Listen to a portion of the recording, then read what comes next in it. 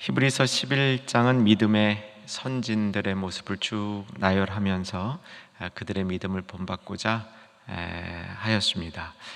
지난 시간까지 라합의 믿음 거기까지 내려오게 되었는데, 라합은 여호수아서에 나오죠. 그리고 여호수아서는 구약 성경 6번째 책입니다.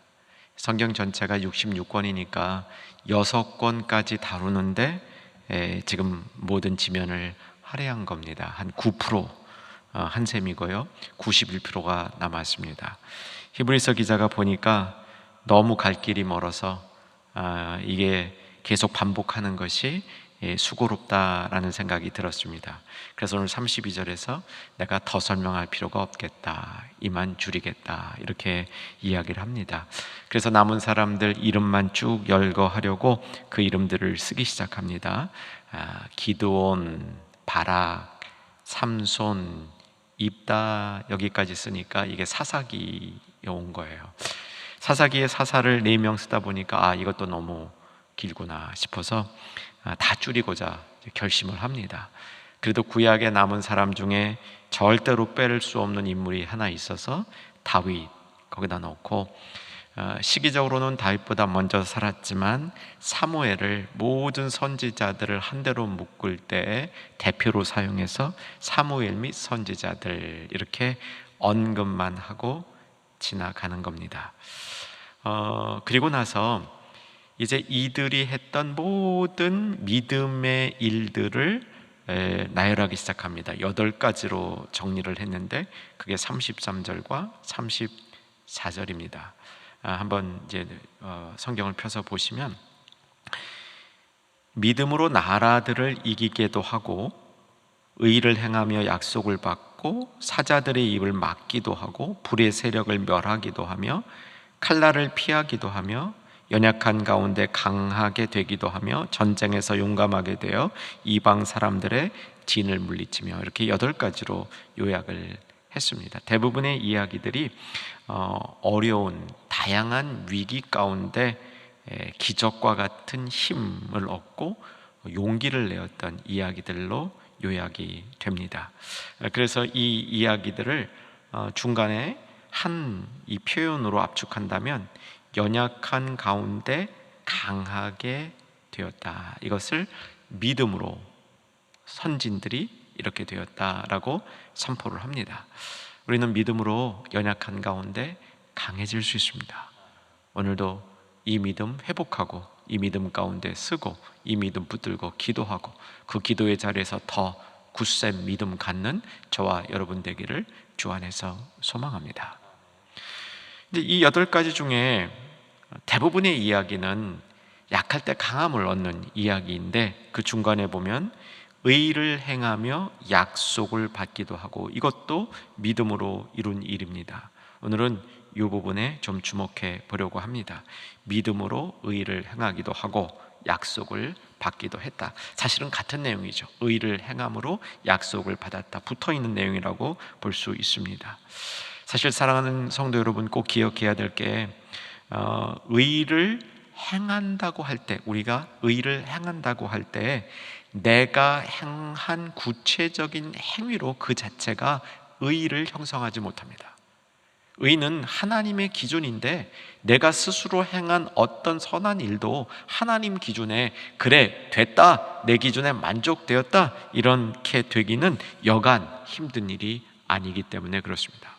그런데 성경에 보면 우리가 의를 행할 수 있는 참 은혜로운 길이 열렸는데, 우리가 어떤 행동을 믿음으로 할 때 하나님께서 그 믿음을 보시고 우리가 행한 일들을 의롭게 여겨주신다, 이렇게 되어 있습니다. 내가 의로운 일을 행하는 게 아니라 하나님이 의롭게 여겨주시는 겁니다. 그리고 하나님이 의롭게 여겨주시려면 그 일은 믿음으로 행한 일이 되어야 된다는 것이죠. 아브라함의 이야기를 한번 보시기 바랍니다. 창세기 15장 6절인데 아브라함이 하나님과 언약을 받는 장면입니다. 하늘의 별과 같이 바다의 모래와 같이 내 자손이 많아지리라. 아들도 없는데, 나이는 들었는데 더 아들을 생산할 수 있는 이 과학적인 여건이 끝났는데 그때 하나님께서 이런 약속을 하신 겁니다. 이때 아브라함이 어떻게 반응했는지 창세기 15장 6절 같이 한번 자막으로 보겠습니다. 창세기 15장 6절 같이 한번 읽으십시다. 아브라함이 여호와를 믿으니 여호와께서 이를 그의 의로 여기시고. 어떤 행동을 한 게 아닙니다. 아브라함은 아무 행동도 하지 않았습니다. 하나님이 주시겠다고 한 그 약속을, 현실적으로 불가능해 보이는 그 약속을 믿음으로 확실히 받았다는 겁니다. 여러분, 우리가 여기서 기억해야 될 것은 그 좋은 얘기니까 한번 믿어보지, 좋은 얘기니까 기대해보지, 이것이 믿음이 아니라는 겁니다. 믿음은 그 일이 확실히 일어날 것에 대한 확신으로 인해서 자기 자신의 인격과 하나님에 대한 인정이 온전히 일어나는 상태가 믿음으로 받은 상태죠. 하나님은 그 믿음을 보셨다는 겁니다. 의를 행하고 믿음으로, 그래서 약속을 받은 이야기를 오늘 그 32절에 기드온, 바락, 삼손, 입다, 다윗, 사무엘 선지자들이 사실은 대부분 다 이런 경험이 있는데, 특별히 다윗의 경험에 한번 우리가 집중해 보십시다. 다윗도 아브라함처럼 믿음으로, 그 가운데 믿음으로 그가 행할 때 그것을 의로 여기시고 그에게 하나님이 언약을 주신 경험이 있었습니다. 잘 되었습니다. 평안해졌습니다. 적들로부터 승리가 굳건해졌고 나라도 잘 세워졌습니다. 이때 다윗이 평안한 중에 하나님의 이 장막, 하나님의 장막, 하나님이 계실 곳이 마땅치 않다는 사실을 발견한 겁니다. 자기는 좋은 궁 안에 있는데 하나님의 임재가 있는 법궤가 있어야 될 그런 위치가, 그런 장소가 마땅치 않아서 성전을 짓겠다고 결심하는 거죠. 여러분, 이 말씀을 우리는 기억합니다. 사무엘하 7장에 나오는 유명한 말씀이죠. 다윗이 그런 마음 갖고 있을 때 하나님이 그 마음을 보신 겁니다. 다윗은 어떤 행동으로도 옮기지 않은 상태에서 하나님 다윗 속에 있는 그 마음을 보시고 그 마음, 그 믿음을 의로 여기신 것이죠. 그래서 다윗에게 선지자를 통해서 이야기합니다. 나단 선지자를 통해서, 네가 정말 나를 위해서 집을 짓겠느냐? 나는 너를 위해서 영원한 왕권을 세워주리라. 네 나라가 소멸되지 아니하리라. 네 자손을 통해서 일어날 너의 나라가 사실은 나의 나라, 왕의 나라, 이 세상이 온전히 하나님의 주권 아래 있을 그 나라를 너를 통해서, 너의 자손을 통해서 세우리라 약속하신 것이죠. 다윗이 의를 행한 것은 믿음으로 마음에 결단이 있었던 것뿐입니다. 그런데 하나님께서 그 마음, 그 결단, 그 믿음을 의로 여기셨다 말씀하시는 것이죠. 어제 밑거름 기도회를 통해서 말씀 중에 청년 2부 소속 피아노 학원 하는 자매의 이야기를 저도 마음 아프게 들었습니다. 우리 충현의 가족 가운데 이런 자영업을 하면서 또 여러 가지 삶의 자리가 이번 코로나19로 인해서 너무 힘든 우리의 충현 가족들이 많이 있습니다. 그 얘기를 들을 때마다 참 마음이 무겁습니다. 코로나19가 아니래도 삶을 살다 보면 정말 어려운 시기가 찾아올 때가 있습니다. 자기 삶이 뿌리채 흔들리는 그런 경험을 할 때가 있습니다. 저는 이런 성도님들을 상담하면서 그분들에게 이 간단한 말씀으로 신방을 하면서 제 마음속에 자주 경험되는 것이, 그냥 마음 깊숙한 곳에서 그런 성도님을 통해서 지금은 믿어야 할 때입니다. 믿음밖에 없습니다. 이런 때에는 우리가 하나님을 믿으라고 순전한 믿음으로 주님 앞에 나갈 수밖에 없습니다. 주님은 그 믿음을 의로 여겨주실 것입니다.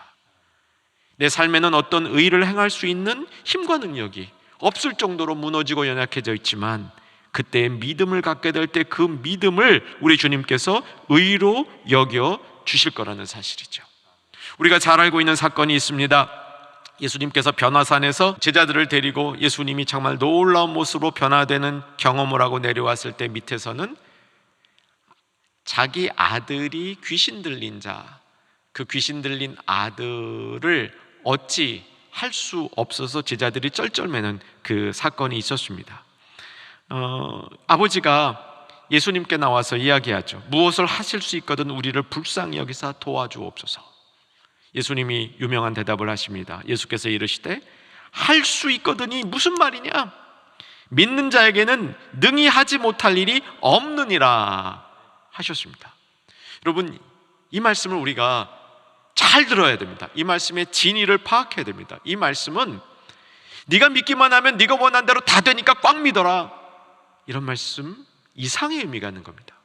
이 말씀은 내가 믿는 그것이 하나님이 보시기에 의로 여길 만큼 순전한 믿음을 가져라. 그러면 믿음을 가지면 그 믿음으로 하나님께서 행하실 수 있는 일이 놀랍다는 것이죠.